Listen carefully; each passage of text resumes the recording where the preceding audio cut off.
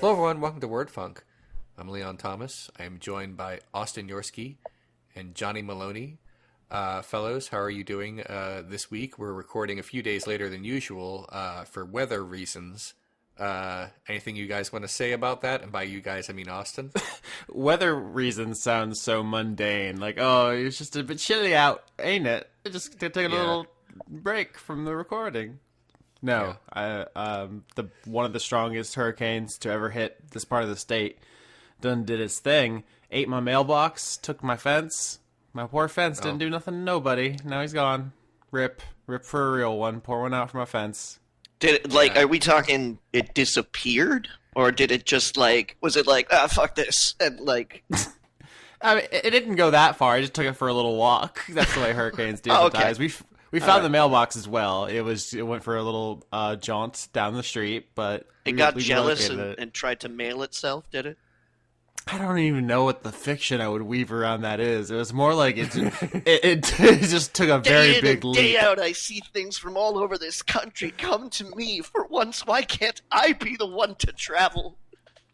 Yeah, so it wasn't that bad. I've lived through a lot of hurricanes. I've spent, my entire life in Florida, so I've seen some extremely bad ones. This one, I mean, it obviously ruined a lot of people's lives, but here in Tallahassee, it could have been worse. It didn't rain that hard. There was very little flooding that I saw. A lot of people lost power because there's just big-ass trees everywhere, and they fall on power lines because that's how nature do. Yeah. I went for a walk earlier today. We're recording on Saturday. The hurricane hit on Wednesday, and power's still out in a lot of places. I got it back, very lucky. And that's why we're recording. But nobody's hurt, no flooding here. Yeah. Could have been worse. So, thankful. And I'm alive. What's up? Cool. Yeah. I give that a big All right. thumbs up. Mm-hmm. Okay. So I want to talk about Jesus' foreskin this week. Hell yes. This is the shit I missed. Yeah. So here's the thing.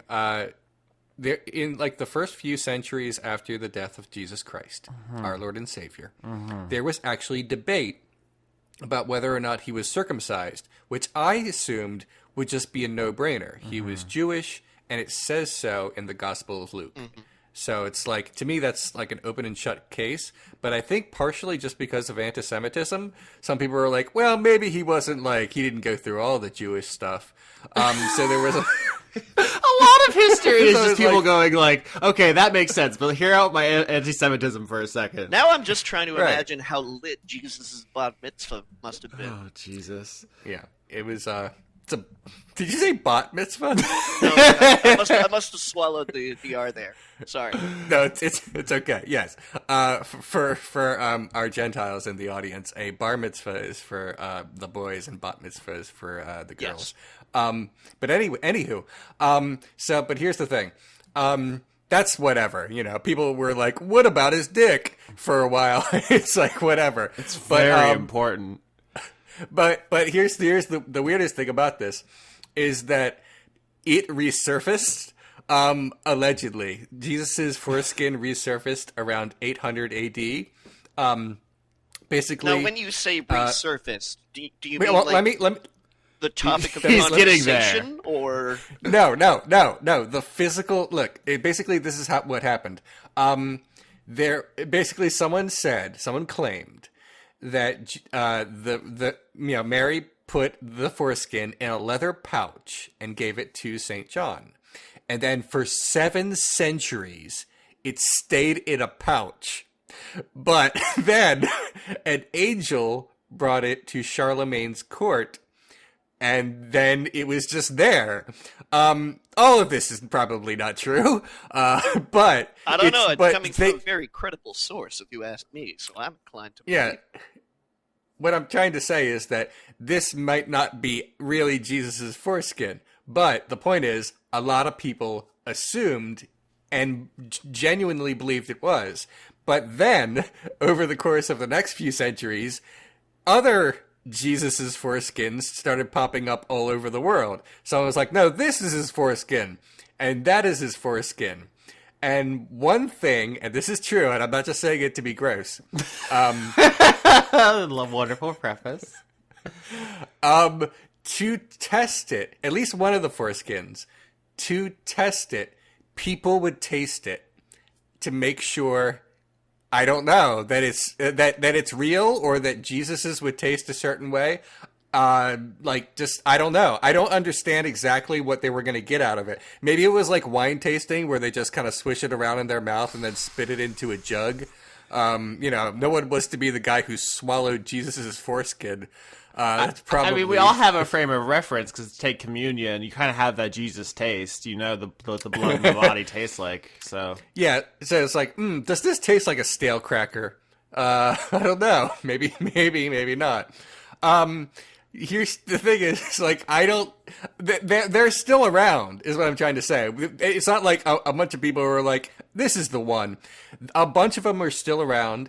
And a bunch of churches still have Jesus foreskins where people drop by and say, oh, look, I want to take a selfie with Jesus' foreskin. That's a thing. It occurred to me that the only way to determine which is the real Jesus foreskin is to line them all up and then have Indiana Jones taste all of them. Wow, I can't believe you just leaked the new script. Yeah, that would be the worst Indiana Jones movie. It would be called Indiana Jones and the Bottom of the Barrel. Yeah. Anyway, I just wanted to throw that out there. There's more, by the way. Oh yeah, it's an entire vein of fucking like thought. Like it's a whole thing, and it comes up a lot. I remember in the Chuck Palahniuk book Choke. Jesus' foreskin is a prominent plot point. Oh, I didn't read that one, but I might now. Okay. Yeah, there's a lot. People. I mean, everyone's heard of like the Shroud of Turin. That's like something you kind of learn about on commercials and shit. Like, get your favorite, your Shroud of Turin plate. It just looks just like the Shroud of Turin, and it's like, yeah, maybe, but someone's got like a piece of them out there. Allegedly, I have my doubts, but I don't want to shit on someone's entire belief system. If you think Jesus' foreskin, like someone decided to save it, that's fine. I mean, it's like the least. It's no way that's gonna hurt anyone. That belief. So go for it, I guess. I just don't think venerating a piece of removed flesh is something that Jesus would like enjoy you doing. It seems very anti-Jesus to get hung up on something like that when you could be like giving charity to the poor, or just reflecting on your relationship with God, or driving camels in Israel, or whatever the fuck he thought people were going to be doing for all time because he was back then. I just don't think that it's very Jesus of you. It's not very Cash Money to be thinking about his foreskin. What if you use Jesus's foreskin for good instead of evil? I just don't know what that would be. Yeah, I mean, conceptually, I'm right there with you. I just feel like the praxis is difficult. What if you use you do like a shell game and you swindle like billionaires out of their money by saying like the real Jesus' foreskin is under this one, and then you kind of like shuffle them around, and then they pick the wrong one, and then all of a sudden you can redistribute that wealth, and you're like, thanks Jesus, and then you kiss the foreskin because you're supposed to. I think like the problem that you have right here is that you are assuming that rich people give a damn about Jesus and his teachings. I don't know. There's a lot of rich ass Christians out there. I know, who think that that's what they're supposed to do. Right, but if only there was a book to explain what they should be doing, like a manual. Yeah. Oh, I have good news. There is a Wikipedia page for Jesus' foreskin. It is. I assume so. It is titled "Holy Prepuce," which is the official term for this artifact, and there's a list of literary allusions. In addition to Choke, James Joyce's Ulysses mentions it. Umberto Eco's Baudolino mentions it, and in Voltaire's Treatise of Toleration. There's more, but those are the ones I recognize. So yeah, just like everybody's just really concerned with this not real thing. Well, the thing is, like, whether it's real or not, it's the only thing you can claim that Jesus left behind, because if anyone hasn't read the Bible out there, he ascended into heaven. And so that means that there shouldn't be anything left of him. Well, except if he waste. was circumcised, Right. then that would be left behind. Unless That's what I'm. unless he was unless he was a witness. What are they called?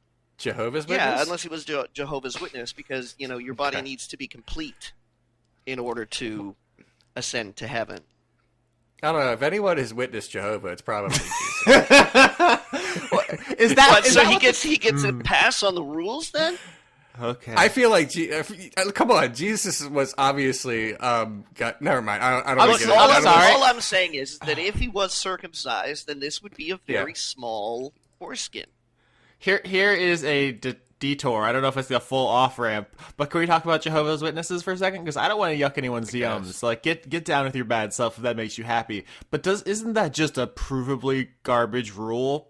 Because, like, you're constantly shedding cells. What counts as being whole? Yeah.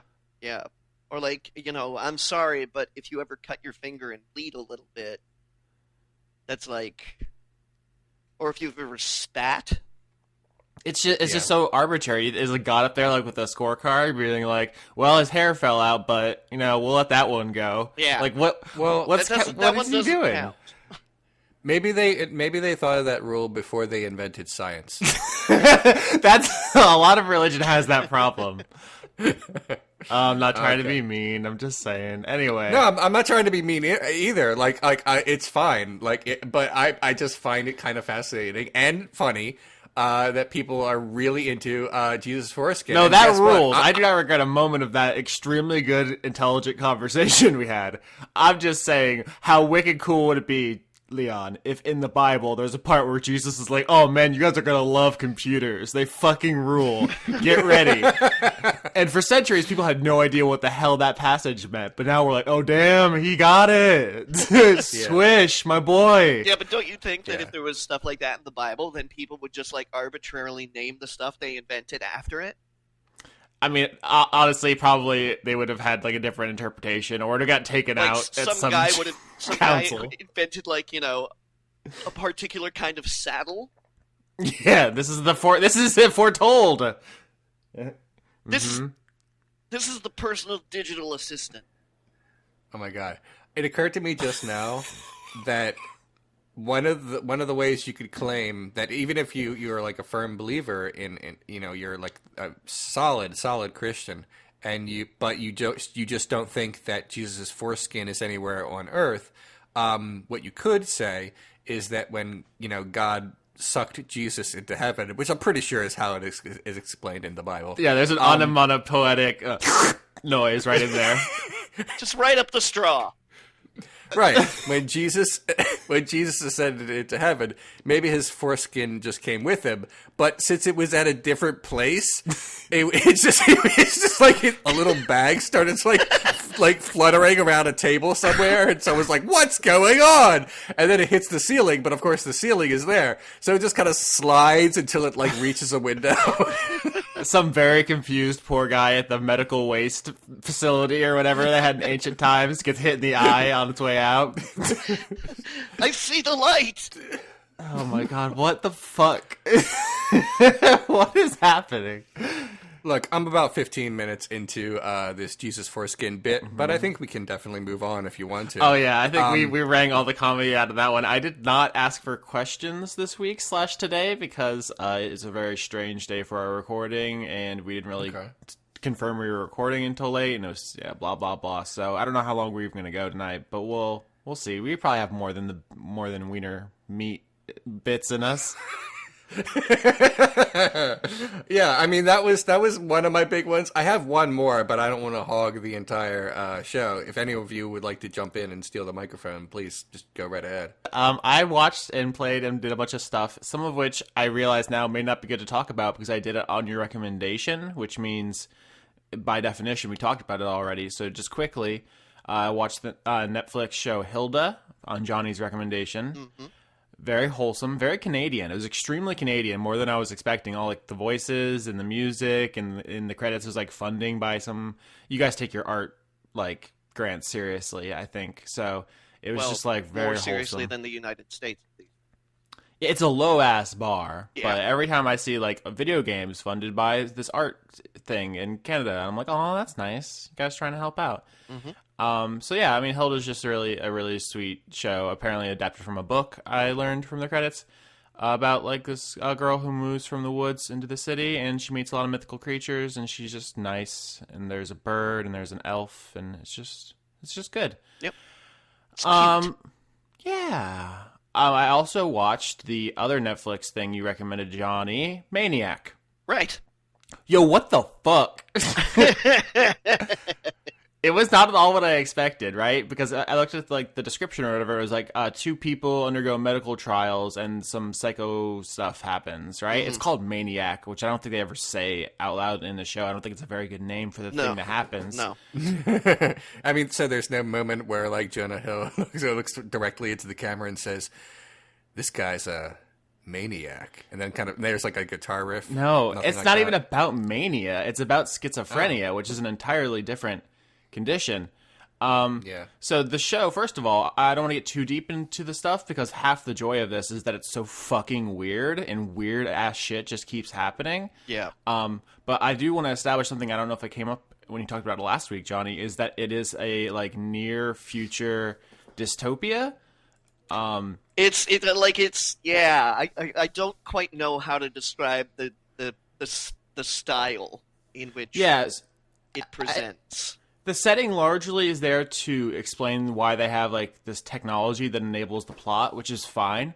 But at the beginning and end, they spend some time world building, and it is a fascinating look at kind of late capitalism, where like nobody has money, so to pay for stuff, you have to use this service where a person will come to you and read ads into your face. It's like Ad buddy. very. Yeah, it's very on the nose. And there's like basically when someone dies, you can hire someone to take their place, or like nobody has real friends because we're also alienated. So there's like a proxy friend service. And like none of this has anything to do with the main drug trial plot, but it's a lot of world building and mood and stuff that's just like it's I think people could consider it like ham-fisted because it's like there's no subtlety about the stuff it's doing. But I was into it partially because it reinforced my worldview, and that's always nice. But also, it's just so sad. Yeah. It's just incredibly bleak, and then the show goes from that into just slapstick comedy repeatedly back and forth. The tone is bananas. It's the weirdest thing, and probably the most notable thing about the show is that it jumps from like serious discussions of mental health to like wacky fucking dream sequences to period piece like heists to it's just like it's absolutely unlike it's anything I've ever everywhere. But it pulls it off. Yeah, You know? I think it mostly works. Yeah, the leads, Emma Stone and Jonah Hill, are very good. I mean, they're actually producers on this. I think they clearly believed in it, and you know, they got started kind of together with Superbad. That was the thing that launched their career. I assume they're friends or whatever, and their chemistry really works. Oh God, Leon's falling apart. Yeah. Sorry. I apologize. It has nothing to do with what you're saying. I just saw an image and it destroyed me. Go ahead. You're still thinking about foreskins. We know how it is. I'll tell you later. Okay. Sorry. Yeah, so I could talk more about Maniac. I think it's something you just need to experience because it's so weird. Yeah. And yeah, obviously it's beautiful. As we talked before about, it's the same director as the first season of True Detective. He has a style, but anything else past that, like I had to explain to you what's about and what happens, but it wouldn't do it justice. So I could understand why we were so vague last time. Yeah. It's a dense piece of work. Yeah. Speaking of things I have to be vague about, I watched something on Leon's recommendation, which was The Endless. Oh, I was going to tackle that this week, but I got distracted. So yeah, last week Leon said, like, I watched this movie, it's called The Endless, it was good, don't look it up. That's basically all you said. And that's like 100% true. You did nail it because the first sentence of the Wikipedia page basically spoils it. Yep. Be very careful. I will say a little bit more than you said, which is that the basic setup for the plot is there's these 2 brothers who used to be in a cult, and one of them wants to go back to check it out, and the other doesn't. And their relationship is kind of the core heart of the film. And, of course, because plot needs to happen, they do go back, and things are spooky, which is fine.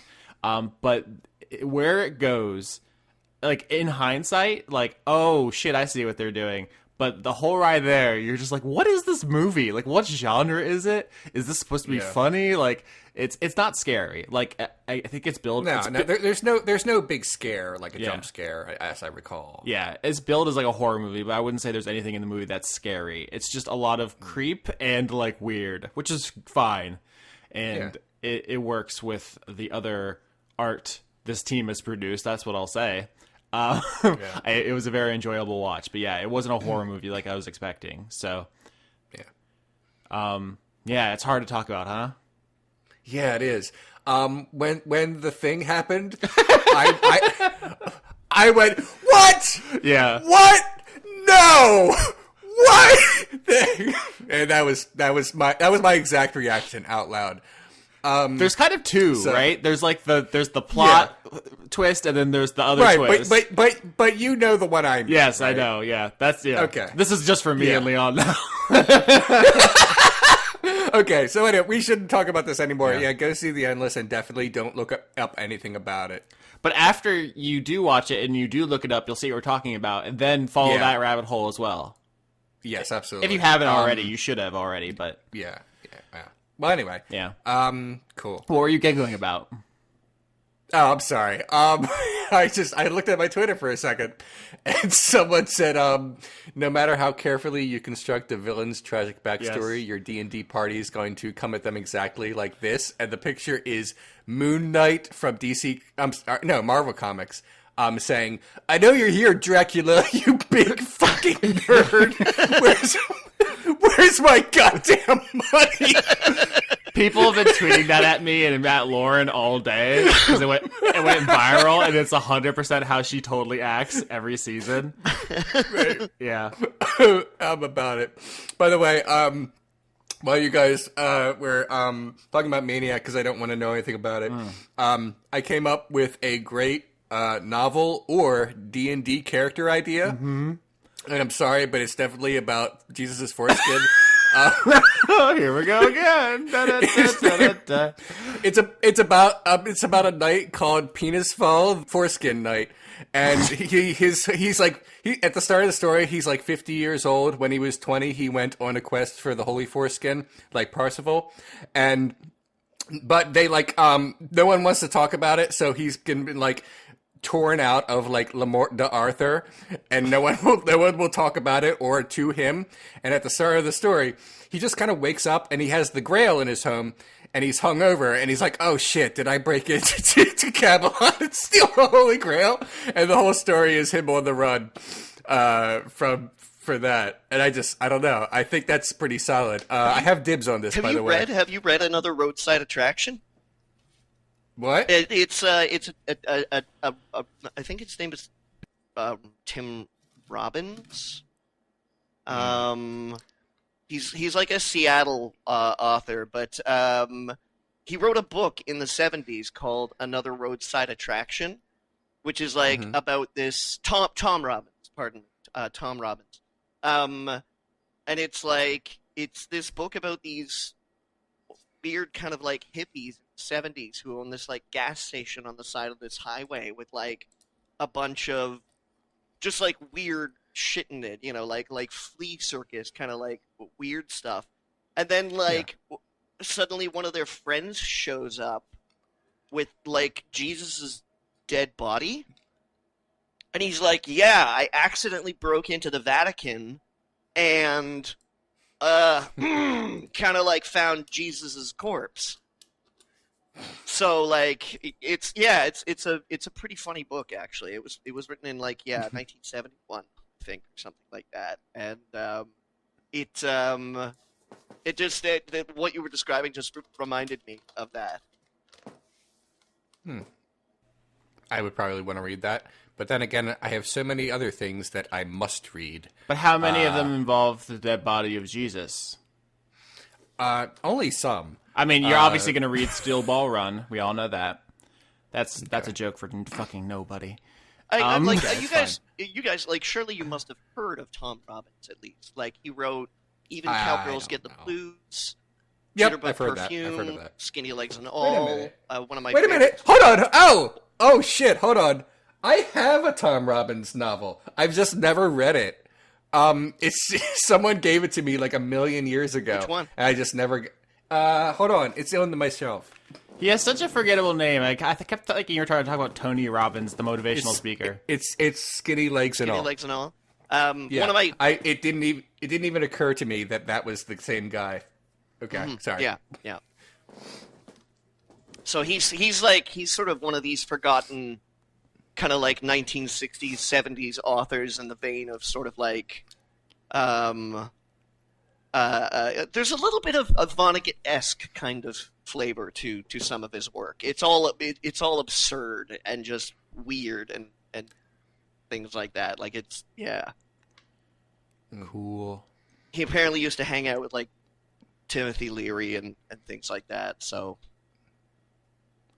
he was a. I'm reading Fear, Trump in the White House. It's not anything like that. It's just but it is exactly what it sounds like. It's pretty good. Bob Woodward's new book about our national nightmare that is still ongoing. Okay, so this was fun, and it went places. Any more topics? I have another, but like I have infinite. Don't get it twisted, homie. I have more than you could possibly cram in an episode, so I got your back. Tell us your other thing, Leon. Oh, I want to talk about Venom. Oh, I didn't did you go see Venom then? I did. Did you two decide not to see Venom, even though we agreed we must all see Venom? I was planning on it, and then a record-breaking storm did eat my mailbox. So okay, yeah, that definitely happened the day we were going to record anyway. But okay.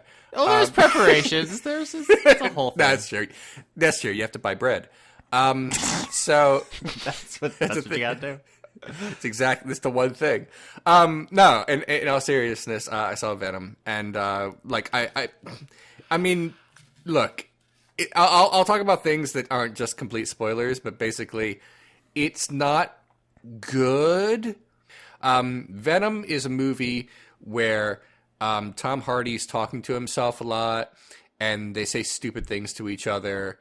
And Venom says, "Oh, you're a pussy," and Tom Hardy's like, "Shut up, Venom! don't be mean to me."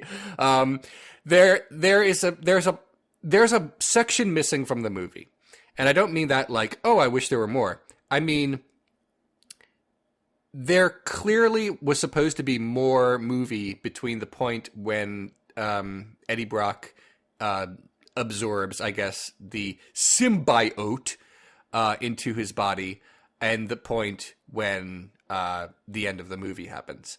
And I know this because he gets infected, and then like 2 days later, it gets out of him, and Eddie and Venom have this like heart to heart, and he says like, Venom, we've been through so much together. And I'm like, no, you haven't.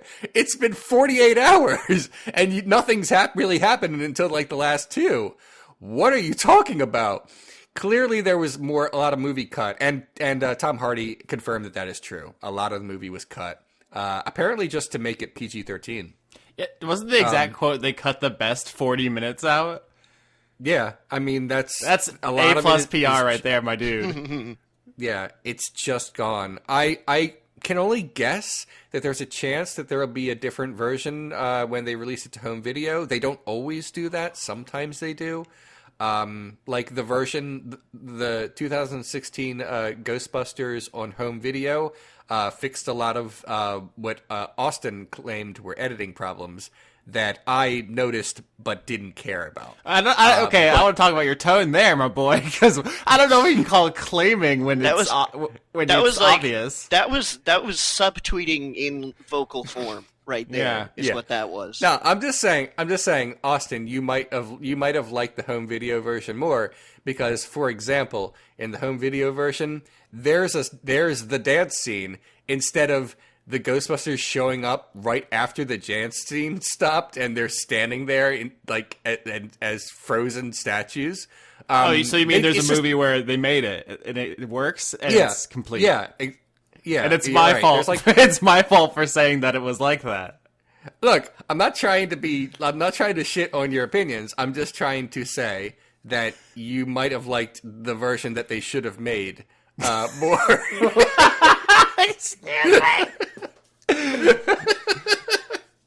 But yeah, like they do that. They release new versions these days, right out the box. Yeah, still and waiting maybe on that Snyder cut of Justice League. That's gonna be gold. You need to shut up right now. No, but in all seriousness, I hope that there is a version of this movie that's good. It's not, though. I could talk about this. I don't know if this is a spoiler. There's an end credit scene. It doesn't affect anything in the main plot.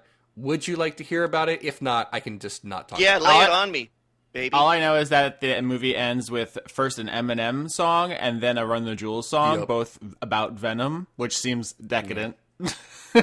Yeah, I didn't notice the Run the Jewels song, but yeah, like the credits rolled and it was just Eminem saying Venom and then trying to like rhyme things with Venom, which I guess he can do. Yeah. But it was like the opposite of a Will Smith rap song about the movie, where it's like you didn't make me want to see the movie by listening to the rap song. You're showing me the rap song after I'm done hating this movie. It is the Bizarre World Will Smith rap song. How much better would Venom be if it ended with Will Smith's Wild Wild West? Just apropos of nothing, they just went right to that song. Wild Wild West. I would be fine with that. Yeah, I'll. Anyway, okay. Then in that case, I will not spoil anything for you. You just go ahead and see it. I wanna hear. Give me some big wet post credit scenes. I don't know if Austin's into that. It couldn't hurt. So I'm sure it's fine. Okay. He meets up with Woody Harrelson. My favorite Marvel character. Yeah. Yeah. Woody Harrelson is playing. He's playing Carnage. Oh, okay. Or the character that becomes Carnage. Cassidy something. Yeah. Basically, Eddie goes into like a cell to do an interview, and he has like this big ass red hair, and you remember like a few minutes ago where I was just being a dick and saying, "Oh, there's no moment where he looks into the camera and says Maniac." Woody Harrelson says, "And when I get out of here, it's gonna be Carnage," and then it stops, and that's the movie. I'm not joking. That's true, and it was very bad. Who's the villain in this movie? Is it even a comic book character? I don't know if he's a pre-existing comic book character, but the villain in the movie is Riz Ahmed. I think is how I say that, and he's playing. He's basically playing Elon Musk. No, he's not. Pharma. No, I mean kind of. He's playing Elon Musk. That's basically who he's playing. And that's the character. Okay, it's not a comic book character because I always assumed, and I genuinely don't know. I'm not a huge comic book person, but I assumed if they were going to make a standalone Venom film, that it would just be like a Carnage film because that's like his dude. Is my understanding. Right. So it's weird that they didn't start there. But I'm not, I guess, an executive who makes those decisions. Was Tom Holland in it, Leon? No, nope, not even a little bit. Well, it's a Sony production, right? Well, originally he was credited as being in it. I guess he must have been in the footage that they cut. If he was in the movie, he was an extra. Mm. There is no actual sign of Tom Holland. Because that was one of the things I learned about Venom months and months ago, when it was still R-rated cut. Was that Tom Holland was supposed to be in it as Peter Parker? Right. The most Spider-Man that we get in the movie is, and this is not a joke, and this is not a spoiler really, because it's just another movie. Halfway through the credits, they stop, and then you get to see the first 2 minutes of the next Spider-Man movie that Sony is making. And that's Sony is making. Yeah, and then they say, I assume that they're the ones that make the Spider-Man movies. Well, they didn't make Homecoming. then they split it. Basically, they gave it to. I resent that we have to know all this, right? Like, to talk about movies and nerd shit, we have to worry about like whose fucking corporate holdings are financing the project. Like, eat my dick. Anyway, right. I understand. It's not really the point. Is that there's another Spider-Man movie coming out, and it's an animated Spider-Man movie, and it doesn't have anything. Yeah. And it doesn't have anything to do with the Marvel universe or the Venom universe. In fact, it starts meanwhile in another universe, and you just see a cartoon. I'm not going to watch this movie. I'm sorry, I'm just not. It has an animation style. I don't exactly know what it's called, but it's that thing where it's missing every other frame, and that's like the part that catches your eye. It just bothered me. I found it extremely unpleasant to watch. When I first saw the trailer to it, I thought something was wrong with my computer. Like YouTube was going slow, and then I watched this, and it's like, oh no, that's just the animation style they're going for. Where like, I don't know, I don't like how it looks at all. I can't stand it. In fact, so I'm not going to see it. I'm no animation expert, but that's kind of a thing I've been noticing with, I don't know if it's a cost-saving measure, but like the new Netflix show, The Dragon Prince, which is apparently pretty good, also has a very similar frame rate thing, and it's just like unwatchable to me. Also, there's the anime Knights of Sidonia had a similar thing, and I can't explain it. I'm not an expert, but to my eyes, it looks bad. So was this Into the Spider-Verse? Was that the... Yeah. Yeah. Yep. I wonder how much more money they made putting out a bad PG-13 movie than they would have with a good R. I'm not saying those are definite facts, but like that calculus, someone must have run those numbers, and I wonder what the difference is.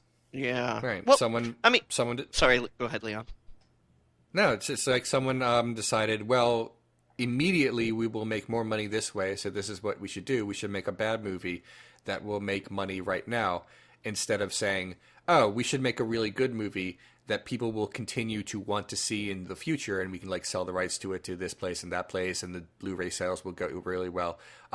They can't think that way, though. They can't think, oh, we'll make Blade Runner really good, and then in 20 years it will make an incredible profit for us. Instead, they said, no, we'll screw it up, and then the theatrical version will be bad. It's funny we talk about Blade Runner because the Run the Jewels song that is in Venom is actually a song they wrote for Blade Runner 2049 that was not used. The beat was, I think that's new lyrics, but like he repurposed that song. That's a little trivia fact for you. All right. So he just changed all the lyrics from Deckard to Venom. I don't know that it had lyrics actually. Now that I think about it, I think it might have just been like a beat. It's just like the the ambient Blade Runner. Like, I don't know what genre that is, but that. Yeah. Future funk. Yeah.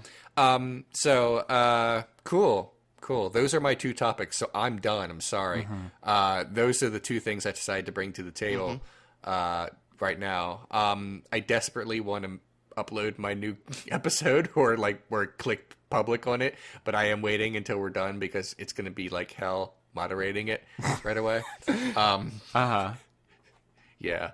It's about women. Love that culture where it's terrifying to even bring up half of the population of the planet. Right. I know it's not fair, but that's the internet. So I have to I have to reference a lot of very well respected feminist authors and writers and like film critics in order to do this. And like some people are gonna be like, "Ugh, this chafes my butt about it because I'm a guy." Forced representation. Yeah, it's like fuck off. It's just a thing that I know is going to happen. Nobody will have to see it though. Everyone who's just like a complete like dick in the comments, you'll never see them. Only I will. Only I will suffer. I'm like Jesus that way. Are you circumcised? What your foreskin says? Damn it! Yeah. So, all right. Leon's gonna obliterate you. He's well known for it. It's the main thing that I do with my life. So, but no, in all seriousness, like I don't have, I have a whole lot of other things. Did I watch any movies this week? Johnny, what have you been up to? I watched Annihilation. Oh, how'd you like it? I loved it. I thought it was great. Nice. Good. And that bear scene. I hear it's on Canadian Netflix, incredibly but not American. spooky. That sucks. It's not on American Netflix. Is that what you just said, Austin? No. That's what I said. It's not on American Netflix, but it's on Canadian Netflix. It doesn't seem fair. You guys get everything, and we get nothing. Like Annihilation and healthcare. Damn, those are the two big things I like. And also, I just had like my municipal voter card mailed to me. That was like, hey, congratulations, you're already registered. Just bring this card to your local polling station, and you can vote for city council and mayor on Monday, Tuesday, or... I can't wait to get purged from the rolls and suppressed. Yeah, so it's my favorite. So that's the thing. It was really good. Have you both seen it? Have either of you seen it? Oh yeah, I've seen it. Yeah, I saw it in the theaters. I have not. I'm anxiously awaiting it. Okay, to be streamed somewhere. I won't go into it too deeply then. But it was the best Stalker movie I've ever seen, and that includes Tartakovsky's Stalker movie entitled Stalker. Yeah. It's Tarkovsky, not Tartakovsky. Yeah, sorry, but that's okay. Yeah, I'm thinking of the guy who animated Dexter's Laboratory. I get the two of them mixed up all the time, like... No, it's okay. I also like that you say laboratory. So that's also fun. Johnny, can you say the word squirrel for me? Squirrel. It's fine. I just think... I don't know, some people say laboratory, some people say laboratory, and I've noticed recently some people say squirrel. What? do you mean vaudevillian, like, mustache twirlers? Apparently. Also just British people, but I was just curious, because Johnny can go either way sometimes. Yeah, I grew up with a weird lexicon, because I started learning to talk in Texas. Like most of my development was done in Canada, but my mother was Scottish. My mother is Scottish, and my father was from Liverpool, so he was a Scouser. So this reminded me of the Maniac bit where he's like, my mother is from 6 different ethnicities, and my father has 6 different other ones, and that's why my accent is so strange. But for example, my mother being from Paisley, outside of Glasgow, says squirrel, says squirrel. Yeah, it's good. I liked it a lot. Thank you. Yeah. So that's the influencing of how I learned to say squirrel. I only recently learned that aluminum, which is pronounced aluminium by some wrong people, actually is spelled that way in their language. Yeah, it's not just a pronunciation thing; it's a spelling variant as well, which I was ignorant of. So I apologize for all the times I dunked on your wrong pronunciation, but apparently correct spelling. So it is aluminum. I guess that. I didn't know that about the spelling, so I just always assumed that was the weirdest thing, but now it just makes sense. Yeah. The mystery has been solved. Sorry, we were on the case, guys. I pulled back the curtain. Yeah. But that is one mystery we'll no longer have to bear. Johnny, anything else? There was some other stuff that I did do this week. It was Canadian Thanksgiving, so I got together and I got to see the family, and we ate a lot of food and drank a lot of wine. It was good. That was nice. So, even though it's a week later now, happy Thanksgiving, everybody. I hope you enjoyed it as much as I did. There was some other stuff that I watched as well, and I'm kind of blanking on it right now. What was it? I can't believe you guys have Thanksgiving and Halloween in the same month. Aren't you afraid your turkey's gonna get spooky? It's just we're just loading up on big mood, is what it is. Okay. I need some distance. One's not enough. Let's go all the way. I can't remember. I can't remember what else I watched this week. I've been keeping up with the new season of The Good Place, which is, as the name suggests, a good place. Yeah. What else, man?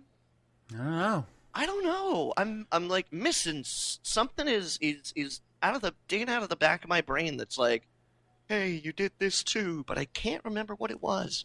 Still working my what? No, I was gonna try to fill time where you were thinking, but now you're back. Hi. I'm still working my way through Yakuza 0, which continues to be just like great amounts of fun. Yeah, I'm sorry. I'm not can't remember. Cannot remember for the life of me. It's okay because I have something Hell yeah. that you all need to know, and that is First Man sucks. Really? I went to saw. You hate biopics, though. You mean biopics? I don't. I extremely don't.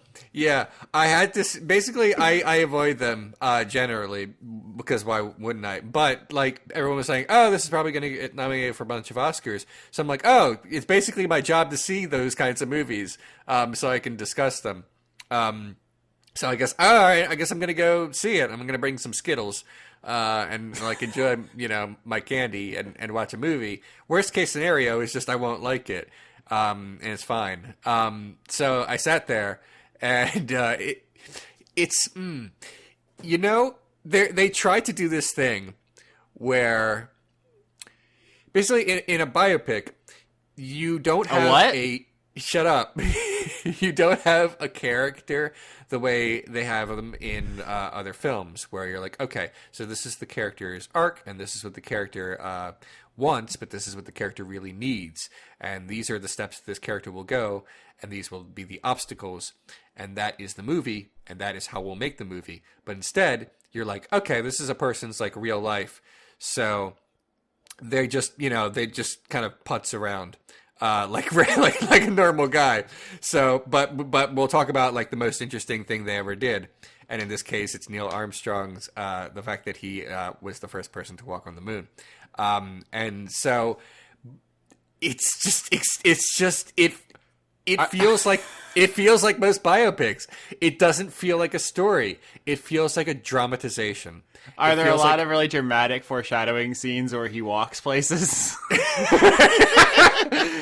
The movie decides to do a few things that I especially hated, though, because everything I just said before is that's just a biopic, whatever. The movie decided to do a few things that I especially hated. One is that they decided that we really need to feel what it was like to be locked inside of a tube for a while. So it's loud. You kind of like see all the astronaut stuff scenes from like his perspective, and everything's just super loud, and him looking around all the time and being panicked. And but here's the thing about that: it's not like when he's outside of the shuttles and stuff, like the camera is normal, and he's just it just looks like a movie camera where he like walks and the camera stays with him, and you feel like you're watching a proper narrative. Instead, the camera is just shaky throughout the whole thing. So, and like zooms in suddenly.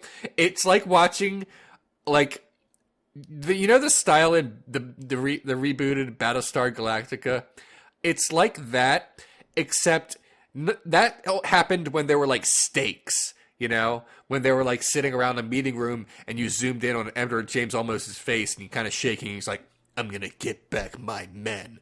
But instead, it's just like when they're at dinner. It's just the whole fucking time. I love the idea of a shaky cam dinner. Can you pass the peas? If I can see it, it's goddamn awful. I hated how it looked and sounded the whole fucking time. And here's the goddamn thing I know. Oh, God. People who vote on Oscars are going to nominate this for a bunch of sound awards. I know it. It was the same thing. I think they nominated Interstellar for like some sound shit, even though you couldn't hear everything all the time. It's innovative. It's going to be like that. The other thing that I found, I don't know. This is a purely like biopic-y sort of critique right here. This has nothing to do with filmmaking. This is just like me as a person watching this, knowing how it turns out. You're mad that he didn't die at the end. Right. There's two biopic-y issues I have with it. One is that this isn't like when I was a child and I went to see Apollo 13, because I was a child and people didn't talk about Apollo 13 a whole lot. And I didn't know exactly how it shook out. And there was no Wikipedia then. So I just went in and said, oh, I bet they probably got out, but I don't know this story. So I'll watch it. And then I watched it. It was fine.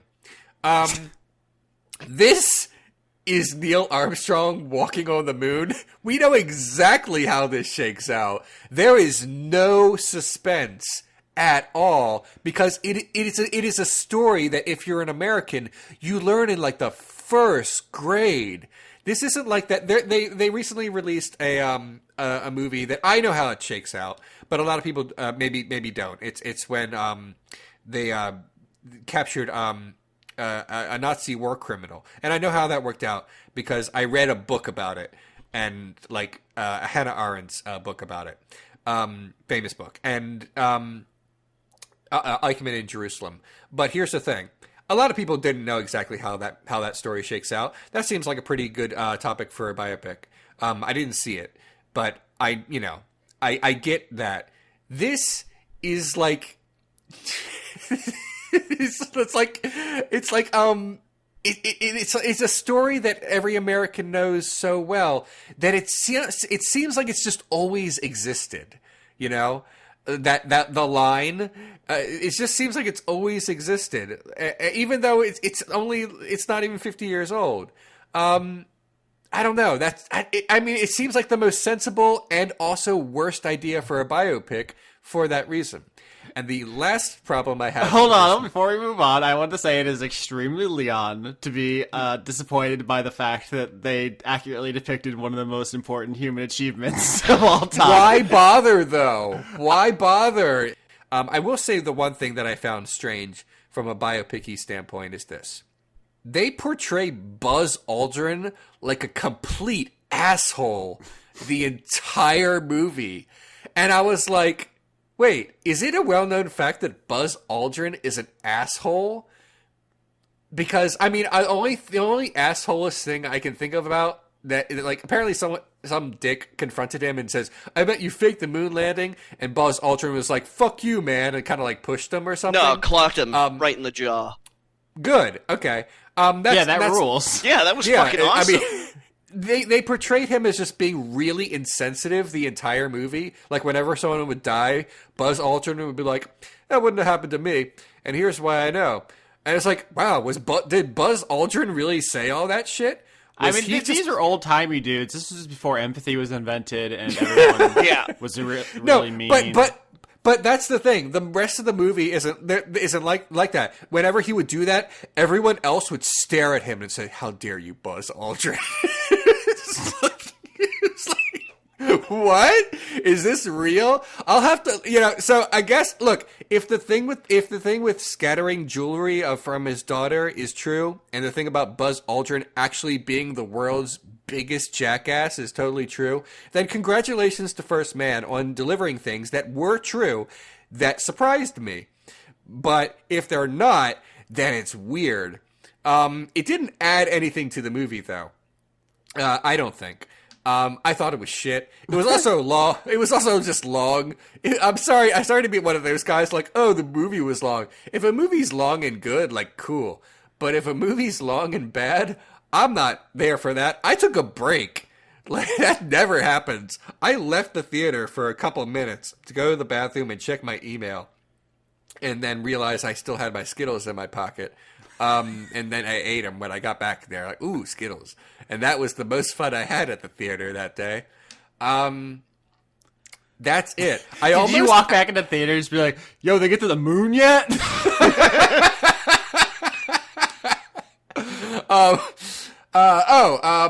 Here's a funny story. I almost accidentally went to see First Man while wearing a T-shirt with the moon on it. I didn't mean to. Just a real big fan. I'm just a big fan of the moon. What can I say? I have a shirt. Yeah, tides. So great. I have a shirt that's like it's an astronaut helmet that is also the moon, and I like that shirt. I almost walked out of the house with it, and then I was like, oh shit, I'm not gonna go to see First Man with this T-shirt on. It's like someone who wears like the people are gonna think I'm some kind of moon pervert. Right. Sorry, I'm sorry. You look like a goober, like someone who goes to the concert with the band's name on it. That's dumb. So I changed it to my Blade Runner 2049 shirt, which I thought was better. I wear my better movie shirt to my bad movie. That is. And you weren't worried. You weren't worried that made you look like you were really into Ryan Gosling. Well, I didn't have Ryan Gosling on it, but I'm okay if people think I'm really into Ryan Gosling. I guess which is accurate. He's fine. No, the shirt it says cells interlinked like 1 million times on it. It's very good. Anyway, that is what I did at the theater, and I'm done now. You're not. I'm bringing you back. Leon, if you have a problem with movies being too predictable when they're based on true events, and also you feel ambivalent about adding things that didn't happen, I feel like you're in quite a pickle. I understand, but like I can't wrap my head around any way for me to like a biopic, and that is the problem. I feel like the only way I can like it is if I don't know. But you liked I, Tonya, didn't you? Yeah, that took a lot of liberties. That was closer to fiction. That's kind of what I mean, where you kind of take like a thing that happened, but you clearly make it just its own story. Like Schindler's List was not beat for beat what happened because it can't be. A lot of characters were just fictionalized versions of these characters. And I really love that movie. It's a fine movie. And it's also just has a style all its own. And so does I, Tonya. And this movie decided that its style would be big and loud. And this is a bad artistic choice. I'm not saying that all biopics are bad. I'm just saying that movies are formulaic, but biopics have to follow not only a formula, but a history. And perhaps because of that, that's why they seem even more mundane than the average by-the-numbers movie. I could be wrong. Do you think if you had come back from your little break with your mouthful of Skittles, walk back into that theater, and they were on the moon, and Neil Armstrong's like, it's one small step for man. Oh God, it's a xenomorph! And the rest of the movie was a fucking action thriller. No. It would have been zombies. Okay, I would have been cool with that.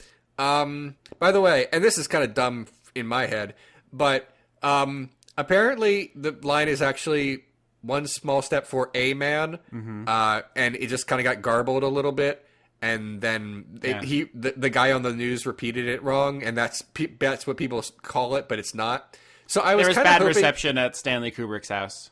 Yeah, but the thing is, that's the real line. It's just no one ever says that. And it's fine, but I was kind of hoping that in the movie they would do that, and they just didn't. I don't know. It's like it's the worst of all nitpicks. I freely admit. But I was like, the only interesting question I have in my mind throughout this whole fucking movie is if they're gonna do the line correctly, or if they're gonna do the line that everyone knows, so that nobody like gets confused in the audience. So and then they did the safe thing, which is understandable.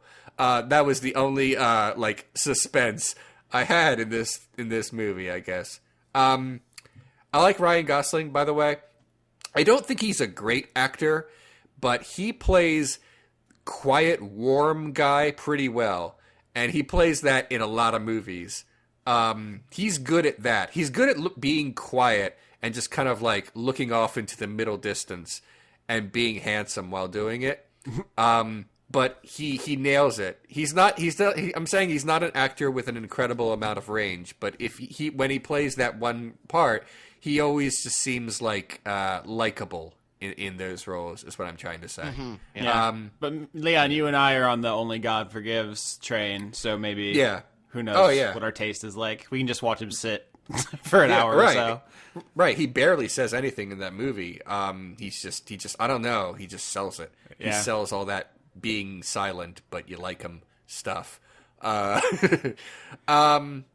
Anyway, that's First Man. I'm gonna. This is my La La Land this year, which also starred Ryan Gosling. I'm sorry, Ryan, you're not listening to this. Man, if he just showed up in the comments, like, big fan, just gotta say, I was trying to get them to change the ending to where he'd be the first man to fuck the moon, but they didn't go for it. Oh my. I'm completely out of stuff. I'm sorry. Those are all the things I did this week. That wasn't just work. I could talk about work, but why? It's just writing and research and editing and recording. You all know what it is if you listen to my show. So I got nothing else. If you guys would like to keep going, we can. If you would like to stop, we can also. It is totally up to you. I always have more, but you do have to upload your video, and I have to finish editing my thing. It's a whole thing. So we did an episode so that people didn't go through word funk withdrawals. We'll be back. We're literally recording like a couple more days. So Yeah, we'll be fine. We'll be back. Okay. Anything you guys want to say before we go? When I woke up this morning, my balls hurt. I can't believe you didn't lead with that. Are they okay now? Yeah, they're fine. I'm just like, I'm a little suspicious that I might have like crotched myself in my sleep, which is weird because I didn't wake up. So yeah, that was weird. I'm still not sure what to make of that. Yeah. But yes, my nuts feel fine now, Leon. Thank you for asking. Good. All blessings to Jesus' foreskin for that. Wow. Yeah. At least now I know what to think.